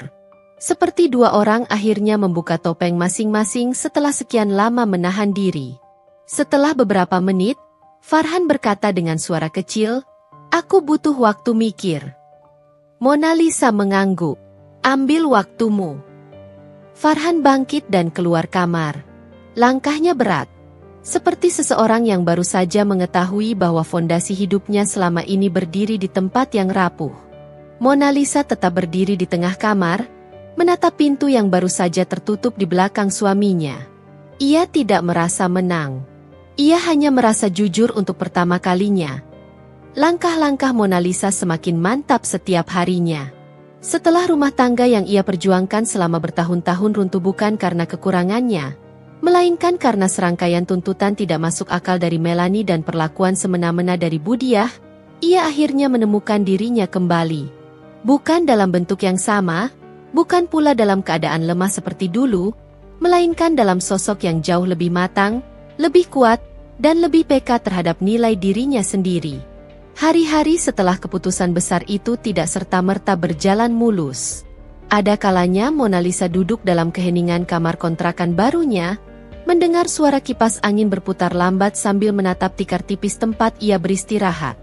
Ia bukan lagi perempuan yang hidup di rumah besar suaminya, dibungkus kenyamanan semu. Kini ia harus mengatur semuanya sendiri, dari biaya dapur sampai cicilan kecil yang ia pakai untuk membeli kebutuhan harian. Namun, setiap kesulitan justru menumbuhkan keyakinan baru di dalam dirinya. Beberapa hari setelah membuka usaha catering kecil-kecilan yang ia mulai dari dapur kontrakan, pesanan pertamanya datang dari seorang tetangga yang memesan lauk rumahan untuk acara arisan. Mona Lisa mengerjakannya dengan telaten, memotong sayur dengan hati-hati, memasak bumbu dengan sabar, memastikan setiap rasa hadir sebagaimana seharusnya. Pelanggan itu datang pada siang hari, mencicipi sedikit dari ayam bumbu kuning yang Mona Lisa buat, lalu mengangguk puas. "Ini enak sekali, Mbak Mona. Rasanya itu, ngangenin," ujar tetangga itu sambil tersenyum lebar. Untuk pertama kalinya setelah sekian lama, Mona Lisa merasa benar-benar dihargai. Bukan karena statusnya sebagai istri seseorang, bukan pula karena ia adalah menantu siapa, tetapi karena kemampuannya sendiri. Lama-lama kabar tentang masakan Mona Lisa menyebar. Tetangga-tetangga mulai memesan menu harian, beberapa pedagang minta suplai lauk pagi. Bahkan seorang pemilik warung kecil di dekat sekolah meminta Mona Lisa memasok gorengan setiap hari. Meski usahanya masih kecil, Ia merasa ada cahaya baru yang tumbuh dari setiap langkahnya. Sementara itu, Farhan mulai merasa perubahan besar yang ia kira tidak akan terjadi.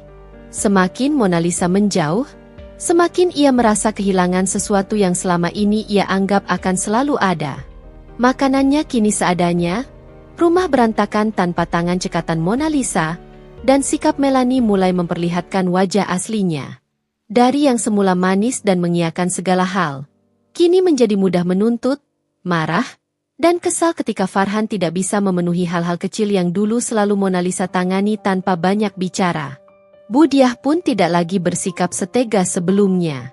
Setelah menyadari kontribusi Mona Lisa di rumah, ia mulai sering menyindir Farhan secara halus. Dulu waktu Mona di rumah, semua rasanya gampang. Sekarang, apa-apa serba ribut, katanya suatu sore ketika Farhan pulang kerja. Nadanya terdengar seperti penyesalan yang terlambat. Namun, Mona Lisa tidak menoleh ke belakang. Ia sibuk memperluas usahanya, mencoba mengatur pemasukan, menyusun catatan belanja, bahkan diam-diam belajar dari video daring tentang cara mengelola bisnis rumahan. Satu persatu ia menata hidupnya kembali, bukan dari puing-puing luka, melainkan dari keberanian yang baru saja tumbuh kuat. Pada suatu malam yang sunyi, ketika semua pesanan sudah selesai ia masak dan bungkus, Mona Lisa duduk di atas lantai sambil menghirup teh hangat. Ia merasakan bahunya lebih ringan dari sebelumnya. Di luar, suara kendaraan berlalu lalang perlahan mereda. Di dalam hatinya, ada sesuatu yang menghangat, rasa syukur. Tidak hanya karena ia selamat dari tekanan rumah tangga yang hampir mematahkan dirinya, tetapi juga karena ia mampu menemukan pintu baru untuk berjalan. Pintu itu bukan pintu rumah mewah, bukan pula pintu yang dijaga oleh mertua penuh syarat dan suami yang mudah terpengaruh. Pintu itu adalah pintu dirinya sendiri, pintu menuju hidup yang ia kendalikan penuh. Dan ketika pintu itu akhirnya terbuka lebar, Mona Lisa tahu satu hal yang pasti. Apapun yang terjadi selanjutnya, ia bukan lagi perempuan yang bisa ditekan, diminta tunduk tanpa alasan, atau diabaikan begitu saja. Ia adalah Mona Lisa yang baru, lebih kuat, lebih tegak, dan lebih mengenal arti kebahagiaan yang sederhana namun sejati. Senja merayap pelan di ujung langit, mewarnai langit dengan semburat jingga yang lembut. Dari depan kontrakan kecilnya yang kini semakin ramai oleh aktivitas usaha rumahan, Mona Lisa berdiri sambil memandang ke kejauhan. Di tangan kirinya ada celemek yang baru saja ia lepas setelah menyelesaikan pesanan terakhir hari itu. Di tangan kanannya, secangkir teh jahe mengepul hangat, aromanya menenangkan hati. Di halaman kecil itu, aroma masakan masih samar tercium. Suara tetangga yang lewat menyapa ramah. Ada kehidupan baru yang tumbuh, bukan karena ia mengejar mimpi besar, melainkan karena ia berani memilih dirinya sendiri. Tak ada lagi suara ancaman dari Budiah. Tak ada lagi tuntutan Melanie yang tak masuk akal. Tak ada lagi bentakan Farhan yang membuat dadanya tercekat. Semua telah menjadi bab lama yang ia letakkan di rak kenangan. Tak perlu dibenci, tapi tak perlu disimpan dekat-dekat. Mona Lisa kini memiliki ruangnya sendiri. Ruang untuk bernapas, tumbuh, belajar, dan mencintai ulang hidupnya. Beberapa bulan setelah perpisahan mereka, kabar tentang kondisi rumah tangga Farhan yang kacau akhirnya tersebar. Melanie sering marah, Budiah tidak puas, dan Farhan kewalahan. Ada penyesalan yang datang terlambat. Tetapi penyesalan itu bukan lagi urusan Mona Lisa. Hatinya tidak dipenuhi dendam, justru penuh kedewasaan. Ia memilih menatap masa depan dengan langkah yang mantap. Usaha cateringnya berkembang pelan namun pasti. Beberapa guru sekolah sudah menjadi pelanggan tetap. Seorang pengusaha kecil yang lewat tanpa sengaja mencicipi masakannya, kini memesan dalam jumlah besar untuk acara mingguan. Mona Lisa bahkan mulai diajak bergabung dalam bazar kuliner di kecamatan. Setiap langkah baru menjadi bukti bahwa keberanian yang dulu hampir hilang ternyata masih tinggal utuh dalam dirinya. Suatu sore, Rico, anak kecil tetangga sebelah, berlari ke arahnya sambil membawa sepiring gorengan.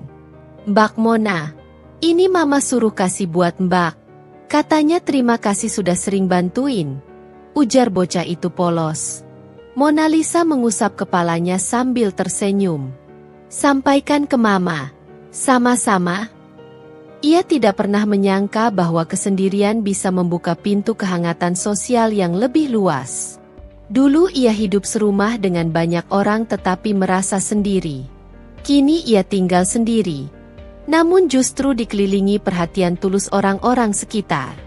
Malam itu, setelah merapikan peralatan dapur dan mematikan lampu, Mona Lisa duduk di kursi plastik mungil di depan rumahnya.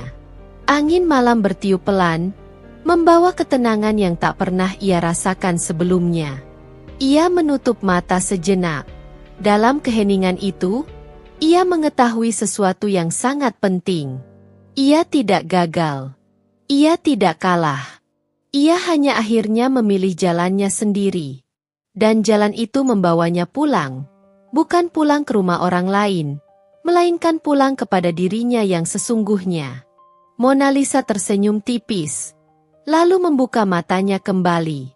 Di depan sana, masa depan terlihat luas, terang, dan siap ia jalani. Tidak lagi dengan rasa takut. Tidak lagi dengan hati yang diremas, tetapi dengan keberanian yang tumbuh dari luka yang telah ia sembuhkan sendiri. Inilah hidupnya yang baru.